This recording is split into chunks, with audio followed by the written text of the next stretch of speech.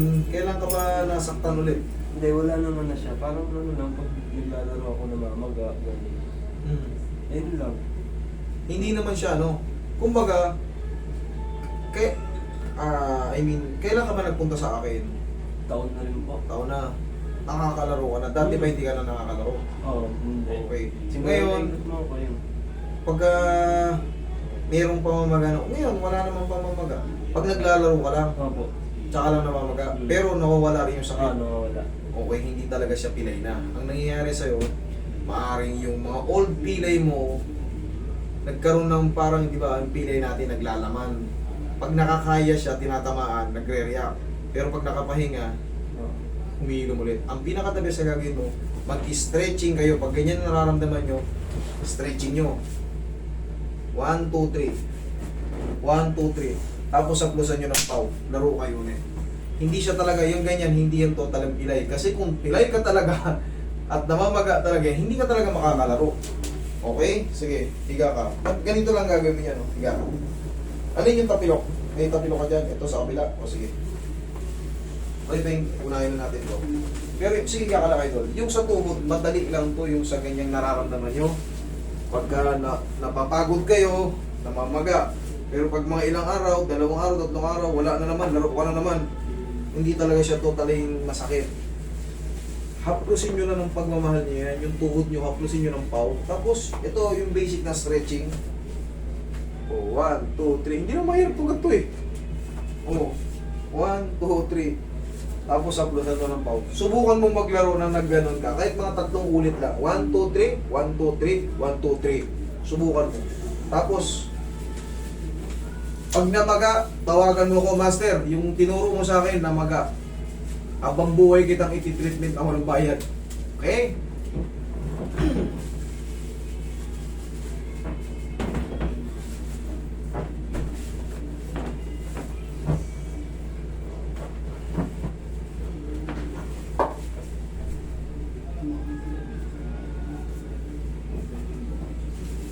Okay.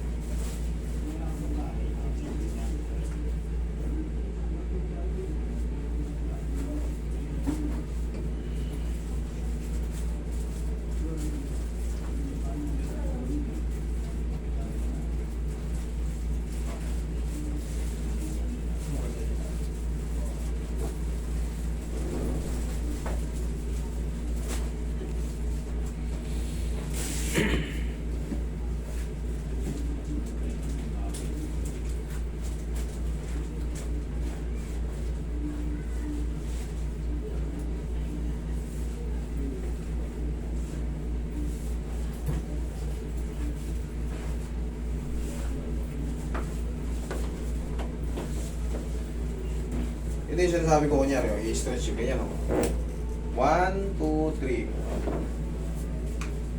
1, 2, 3. 1, 2, 3. 1, 2, 3. Dagdag na lang natin itong yanig lang, wala lang. Tapos, haplusin nyo na ng pau. Saka kayo maglaro. Subukan nyo maglaro. Para malaman nyo kung effective ba. Kasi ito, hindi naman talaga pilay. Dati nang napilay, naayos naman. Yung mga naglaman na ng mga lamad-lamad doon, napapagod. Kulang lang yung sa inat.